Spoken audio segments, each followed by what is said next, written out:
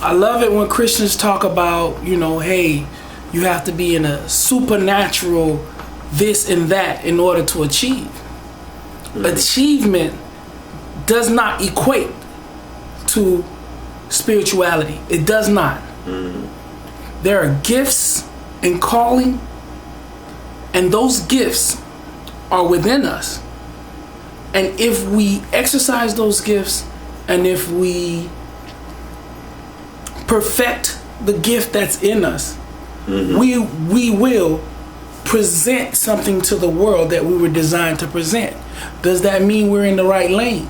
It doesn't mean we're in the right lane. It just means that the gift that was in us, we've allowed it to mature, and we've worked at it to where it's perfected. So Oprah Winfrey having billions of dollars doesn't necessarily mean she entered into a supernatural realm. It doesn't mean that she sold her soul to the devil. It doesn't mean anything else other than that this woman learned how to produce. She learned that working and developing yourself will produce. Period. All human beings are designed to produce. Are you listening to me? Yes. Don't pay attention. Look at me. Right? Remember, I'm listening to you. Right? I'm listening to you, yeah. I hate when... Dog, if you listen to... I'm just saying. Are you recording? Yeah, I'm recording right now. Yeah, I'm listening to you, Ramel. Just because... Ramel, I can multitask. Okay, when I hear that, I shut down. I'm just telling you. That's me. That's me. Oh, Ramel. No, because of, I just woke up. I have like 100 calls, and I'm just trying to see who called me. This will be quick. Go ahead. I just want you undivided. Yeah, you have it, though. When I see... No, I'm going to just tell you something about me.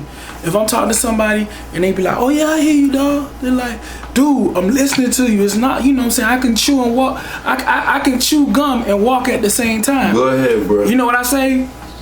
I'll be like, keep chewing and keep walking your gum. Because what I'm saying right now requires your undivided attention for you to catch the essence or the tenet of what I'm saying. But that doesn't mean somebody has to. No.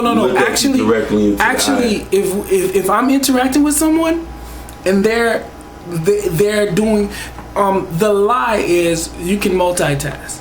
The truth is not a lie. That is a lie. That is a lie, right? Do you know even the human body doesn't really multitask? Mm-hmm. You know what I'm saying? So, matter of fact, finish what you were saying on that word. What I'm saying is this: I hate it when Christians see somebody who's successful, so-called Christian rappers, say, oh, Jay-Z sold his soul to the devil. Look here on YouTube. Kanye said it. I sold my soul to the devil. When it's a cliche talking about, well, I bit the bullet. They could have just simply said, I bit the bullet. You know what I'm saying? Even though there's other things I could do, but to get myself out there, I did this, which I am opposed to. That's what that really means. It doesn't mean that they literally sold their souls to the devil. There's a lot of people on YouTube that's going around saying, I went here and they had seances and da-da-da-da-da. And my thing is, name the people.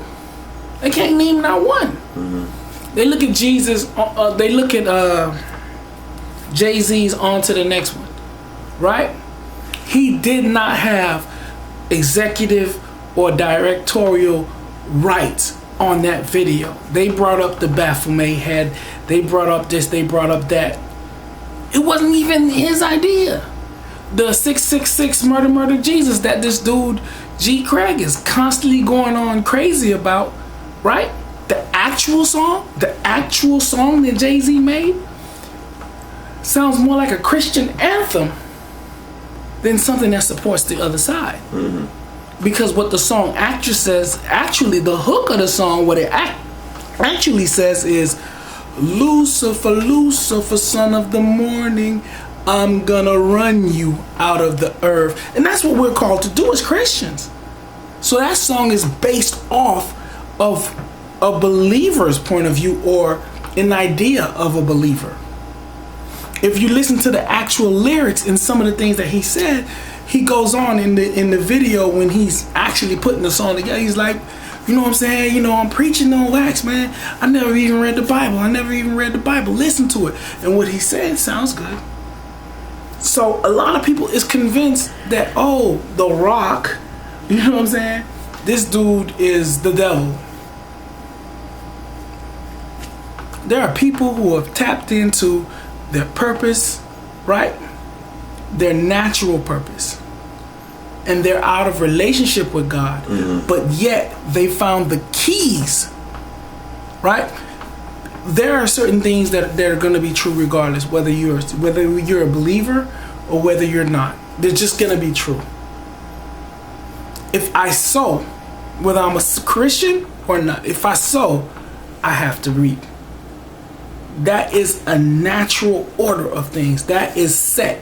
Just like, you know, it's just like mathematics. It's just pure mathematics from the standpoint of what God said. If you sow, it's got to come back. It's going to come back. No ifs, ands, or no buts about it. So, if you work towards a craft, if you work in your craft, work in your lane, within your design specifications, you're going to achieve heights regardless. Mm-hmm. Regardless. And it bothers me that people will tear down people who are not so much in the body of Christ doing great things, and they'll say, oh, the reason you doing this is oh, she won't tell you that because this, and they're giving you all these reasons why you're not currently succeeding, and the only reason they're succeeding is because they're with the devil. Bull crap. There is a nobility and there is an essence of God himself. That's why some of those the gods and the earths, you know what I'm talking about? The gods and the earth. Nations of the gods and the earth. You know what I'm saying? When they talk about that. A different branch of the Nation of Islam. Yeah. Or Islam per se. Not Islam per se. They under that Islam branch. Trust me on that. It's not Islam because they're not under Islam per se. The NOI is not Islam. Cause they start with their start is under Elijah Muhammad and the white man that taught him. Walter D. Yes. Yes. Yeah, Farah Muhammad. Yeah. Yes, but that's still best speculation. Nobody knows if he's white or black. Come on, dude. It doesn't matter. The color doesn't matter. I'm not okay. Yeah. You said white, but that's instant. But multiple stuff has been written from people who are in the NOI, not people who left the NOI, people who are still in the NOI, saying yeah, that's what he was. But God can show up in whatever color. And some of their tenets are being changed right now to where it's inclusive of white people, where it used to be totally exclusive of white people. There's a video where, you know, white girls like, I believe in your message. What can I do? Nothing. And Shabazz walks off. Malcolm Shabazz walks off. I know that. I seen that video myself. Right. Because of how it started. Now, when you go until he made the pilgrimage, the Hajj to Mecca, and saw the plethora, and then started seeing the original and true teachings. Right? He was what? He became a Sunni Muslim. He became a Sunni. And he was changing even from that towards the end. But he didn't get a chance to really go into that. He was crisscrossing with Malcolm Luther King. Had time been allowed for both of them to continue existing, right? They would have came to a nexus. And a new path would have been created. Martin Luther King started having people that were armed around him, right?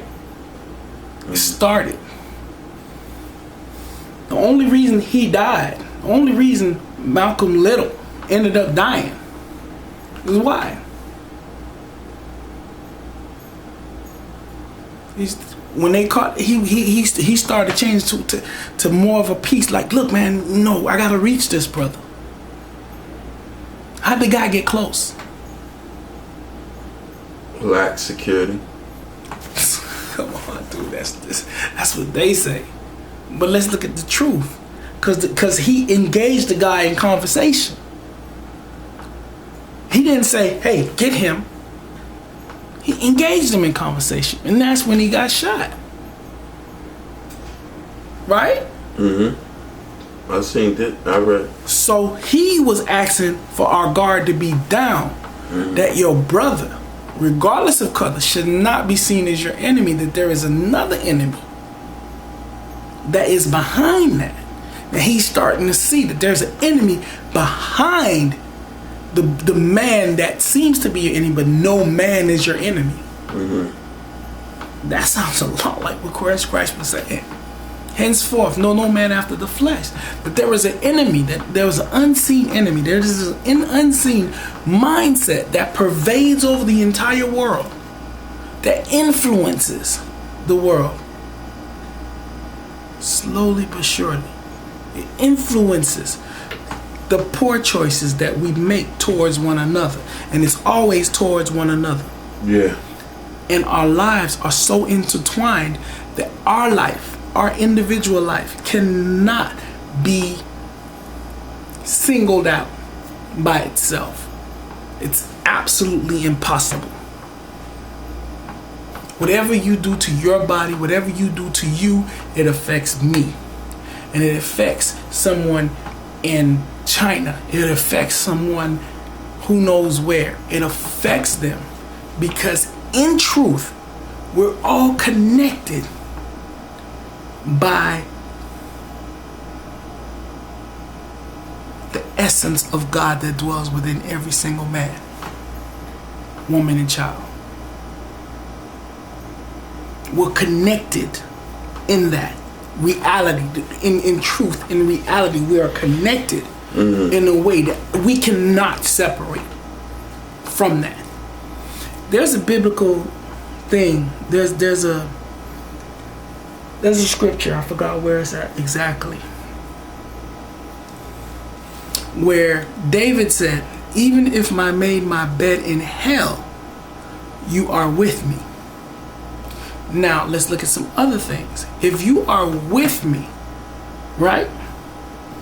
He didn't say you are there, or over there, or up here. You're with me. Hell is not a physical place. Sheol, it's not a physical place. Not in that sense. Bosom of Abraham, not a physical place. Not in that sense. So that means your phone ringing. He's ever present. If he's ever present, right? And he's with me, right? He's with everyone else. And because of that, we are all connected. And we cannot cut that. We can't cut that connection. That very connection is what gives us life. Let me cut this off because I'm going to get too deep.